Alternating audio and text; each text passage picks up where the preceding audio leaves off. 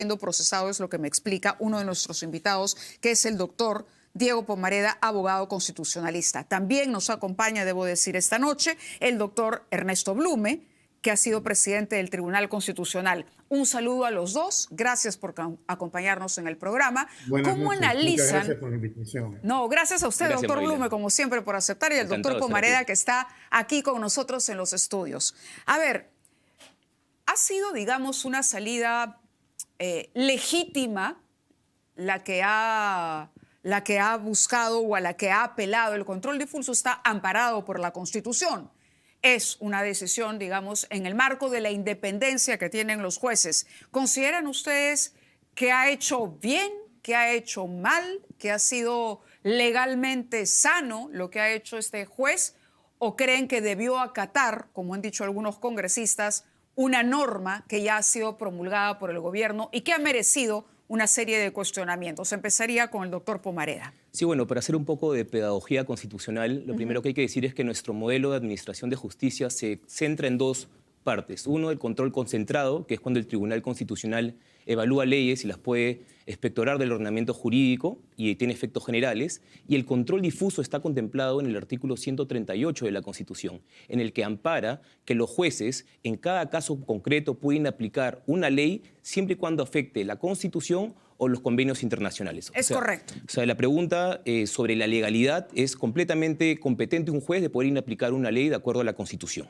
Eso es lo primero. Y sobre lo segundo, como se aplica a cada caso concreto, hay que preguntarnos de qué se trata. Se trata de personas que han sido acusadas por tortura, por violación sexual, en un periodo de violencia en la cual se dice, en este caso concreto, que no se le puede aplicar esta ley de amnistía porque se estaría transgrediendo la Constitución, no solamente en materia de derechos fundamentales, sino también justamente para lograr la verdad sobre lo que ocurrió en estos casos concretos. De acuerdo, doctor Blume, ¿cuál es su análisis luego de lo ocurrido? ¿Cree que aquí el juez ha incurrido en una suerte de inaplicación o de irregularidad? Bueno, yo lo que pienso es lo siguiente. El artículo 138, inciso segundo de la Constitución, establece la figura del control difuso de constitucionalidad, también denominado control concentrado, control disperso, control ad hoc o control judicial o judicial review, según el sistema norteamericano. Y consiste en que frente a un tema en donde hay una incompatibilidad entre la Constitución y una norma de inferior jerarquía, el juez prefiere la Constitución. Es decir, la Constitución peruana habilita a los jueces el control disperso o difuso de constitucionalidad cuando se trata de un tema de control precisamente de constitucionalidad. Por eso le pregunto. Es decir, no habilita el control de convencionalidad. Ese control de convencionalidad no está expresamente habilitado en la Constitución. Correcto, pero entonces, en este caso, si entiendo bien... Quisiera precisar, entonces resulta discutible si un juez peruano puede aplicar el control de convencionalidad si este no está previsto expresamente en la Constitución. Y de otro lado, el nuevo Código Procesal Constitucional establece que siempre cualquier tipo de medida que adopta un juez, cuando hay una cierta incompatibilidad entre un sistema interno y externo, debe estar a lo que más favorece a la persona afectada en sus derechos. Y la ley de amnistía protege el derecho al plazo razonable de un grupo de denunciados y de investigados que están pasando el viacrucis de soportar una espera de casi 40 años desde que ocurrieron ciertos hechos y por negligencia del Estado no se investigaron. Así y entonces es. se ha adoptado una amnistía en ejercicio de la competencia que la Constitución otorga. Correcto. Mi pregunta, más allá del análisis que hemos hecho, es si la decisión está correcta. ¿Es correcta o no? Desde mi punto de vista no está correcta, porque el juez no está habilitado constitucionalmente a ejercer el control de convencionalidad. Esa es una figura que ha establecido la Corte Interamericana, que en todo caso de aplicarse sería cuando favorece más a la persona que sostiene se han afectado sus derechos. En Correcto. este caso, En la ley este de caso amnistía usted va diría... en protección del derecho al plazo razonable de los denunciados e investigados. Entiendo su punto de vista. Permítame leer para quienes nos están viendo en este momento qué es lo que dice exactamente el artículo 138 de la Constitución. Lo que establece en el marco para la administración de justicia es que la potestad de administrar justicia emana del pueblo. ¿Correcto? Y la ejerce el Poder Judicial a través de sus órganos. Introduce el principio de control difuso que obliga a los jueces a priorizar la norma constitucional sobre una norma legal de rango inferior. En este caso, para este juez, la Constitución está por encima de esta norma aprobada y promulgada por el gobierno de la señora Boluarte hace algunas semanas. Usted dice que el juez se ha equivocado. Permítame escuchar ahora no, a su ha colega. preferido la Convención Americana, según él, a la Constitución.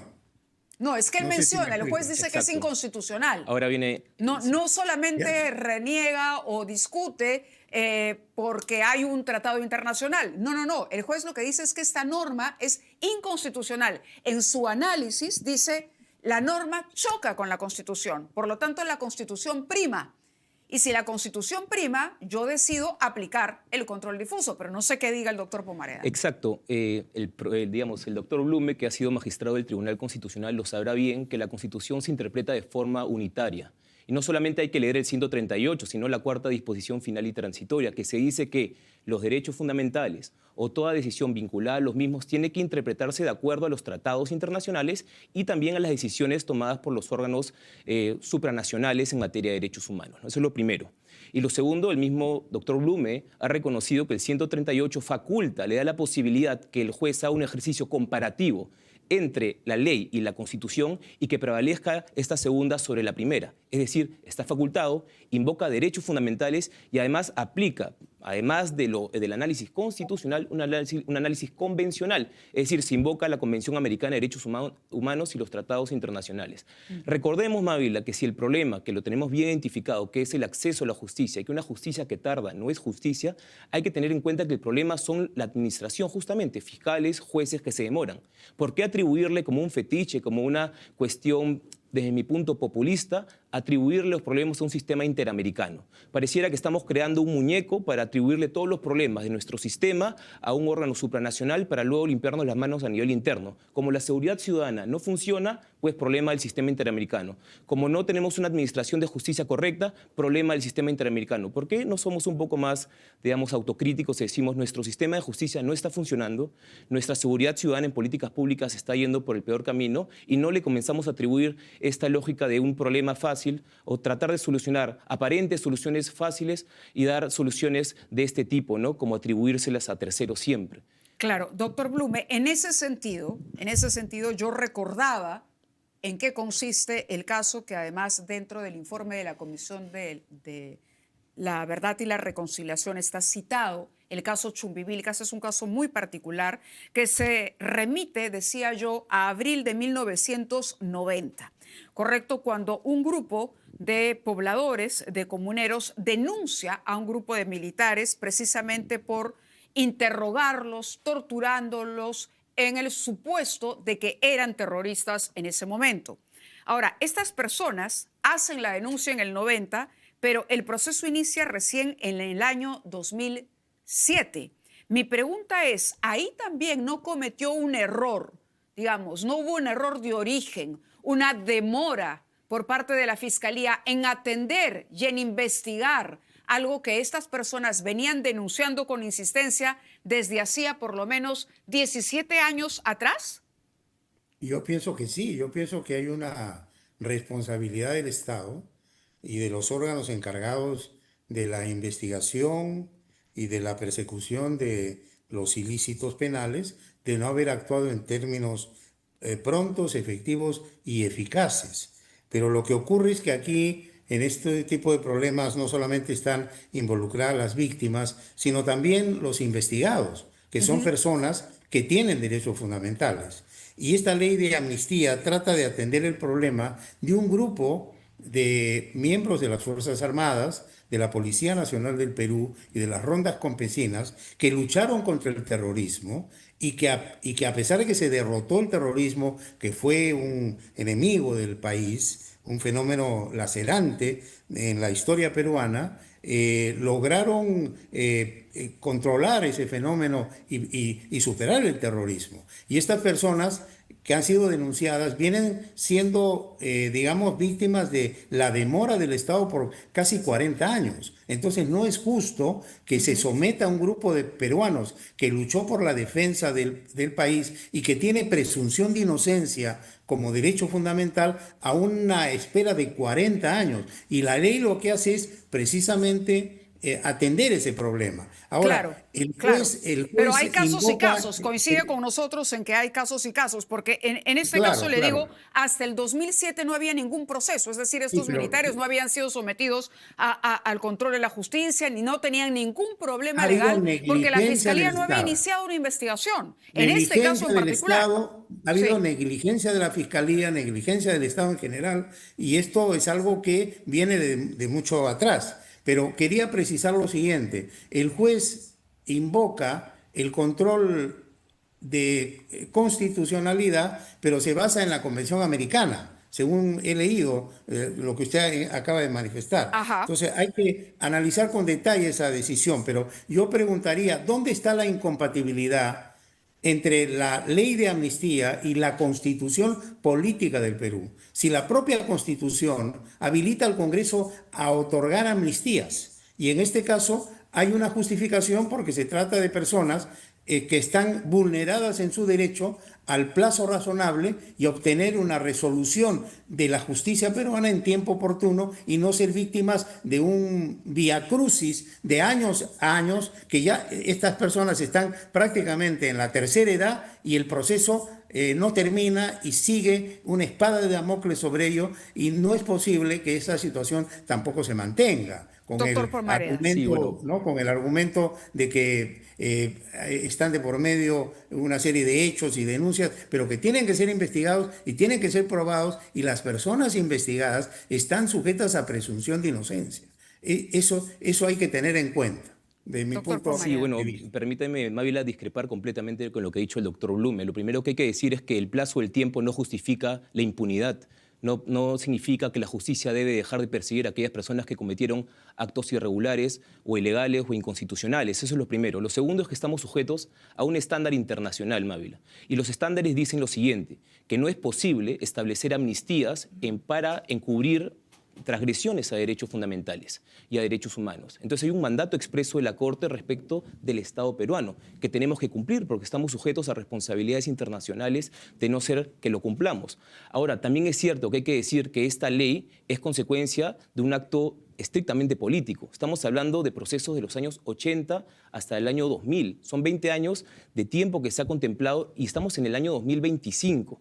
Es decir, lo que yo digo es, se trata de buscar a través de una ley de impunidad, de sacar de estos procesos a personas que han estado, creo yo, sí definitivamente que el elefante blanco en la sala es que el sistema de administración de justicia ha demorado demasiado. Hay que ver también qué implicancias o por qué se ha demorado. El Estado no ha cooperado, no ha dado herramientas suficientes, digamos, se han cubierto pruebas, pero en todo caso, si el problema es, y creo que acá coincidimos, la administración de justicia, la demora exacerbada, que no se justifica, digamos, que estos procesos tengan un plazo irrazonable, bueno, apuntemos a ese problema.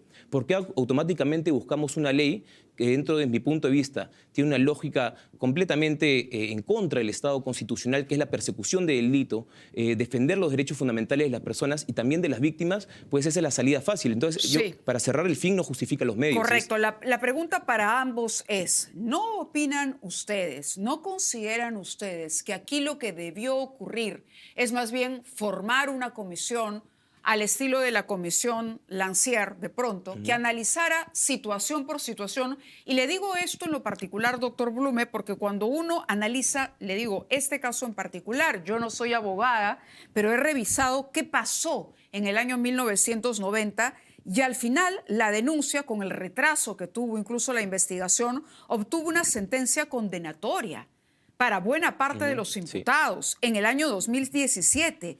Una condena que además la Corte Suprema luego ratificó. Es decir, la Corte Suprema sentenció, halló responsabilidad, encontró en este caso que había violación y es más, dispuso una indemnización que en algunos casos todavía no ha llegado a las víctimas. Entonces, mi pregunta es, ¿por qué generalizar a todos y no atender situación por situación, que hubiera sido lo más salomónico y justo al final? Doctor Mire, Blume. desde mi punto de vista, esta es una ley no de impunidad, no de impunidad, es una ley de reconciliación y pacificación, porque no podemos vivir en un país eternamente enfrentados y eternamente con un espíritu de, digamos, sanción que no toma en cuenta el tiempo. El tiempo tiene un efecto y la prescripción es una institución en el derecho. Ahora, en esa época no estaba el Perú adherido a la Convención sobre los delitos de lesa humanidad. Y no se puede decir que esos delitos eran de lesa humanidad, porque no estaba tipificado en el Perú. Y en consecuencia eran delitos que estaban sancionados en el Código Penal, pero que merecían una investigación y dentro de un plazo razonable. Es más, la propia Corte Interamericana de Derechos Humanos ha establecido en un caso, sentando una ya posición, que el plazo razonable no debe superar de 4 años. Y acá tenemos que el plazo ha superado en la mayoría de los casos los 35 años. Entonces nos preguntamos, ¿es justo tener a un grupo de personas que lucharon contra el terrorismo 35 años con una espada de Damocles y que, digamos, torturarles toda la vida? Estas personas en este momento frisan los 70 años, la mayoría son ancianos. Sin embargo, siguen siendo procesados. Entonces no podemos llegar ya a ese absurdo que con un ánimo de una suerte de venganza eterna, seguir enfrentados cuando el propio Estado es el responsable de no haber solucionado esto en tiempo oportuno. Si queremos reconciliar, si queremos dar vuelta a la página, tenemos que tomar medidas de esta naturaleza y no escandalizarnos por ello. Claro, en el Perú ha habido esa demora varias de la amnistías justicia que usted y hay dice épocas que tiene, y en eso creo que todos coincidimos en que un proceso no puede dilatarse tanto, pero aquí el tema es el peligro de que se incline la balanza, digamos, a favor de unos en desmedro de los derechos de los otros. Porque así como tarda para resolver el caso de muchos militares que heroicamente, ¿no?, pusieron el pecho por el país, lucharon para derrotar el terrorismo, también aquellos que fueron víctimas de los delitos cometidos por el Estado están en una situación similar o peor, porque entenderá usted, ¿no?, que es diferente estar en una comunidad y hasta ahora de repente no encontrar el cadáver de ese desaparecido desde el año 90. Del Estado, la negligencia del Estado en juzgar y el mantener a una persona en una situación de indeterminación de por vida no lo tiene por qué pagar la persona investigada. De acuerdo, de acuerdo. Palabras finales del doctor Pumareda, por favor. Digamos, si estamos en un Estado de Derecho, tenemos que respetar los tratados internacionales. Si el sistema interamericano ha dicho que son, digamos, imprescriptibles este tipo de delitos contra la humanidad, contra personas que justamente han sido violadas en sus derechos, esto no quiere decir de poner un paradigma entre aquellas personas que fueron militares y aquellas que fueron víctimas. No se trata de dejar de reconocer a los militares que hicieron bien su trabajo. Hay un grupo de ellos que se extralimitaron, que cometieron excesos y a esas personas se les tiene que juzgar en un tiempo razonable. El elefante dentro de la sala es que el problema es la administración de justicia, no atribuírselo a una ley que busca impunidad, protección absoluta y en este caso en particular, por ejemplo, para casos de violación, para casos de tortura. Creo que hizo bien el juez en inaplicar y esperemos que los otros jueces también que vean este tipo de casos de excepción de la ley de la amnistía inapliquen los casos concretos todo aquello intento de dejar de, digamos, responder por los actos que cometieron en los años 80, 2000 y finalmente que logremos la pacificación a través de la justicia, no a través de la impunidad. De acuerdo, les agradezco a ambos que hayan estado con nosotros. El tema va para largo.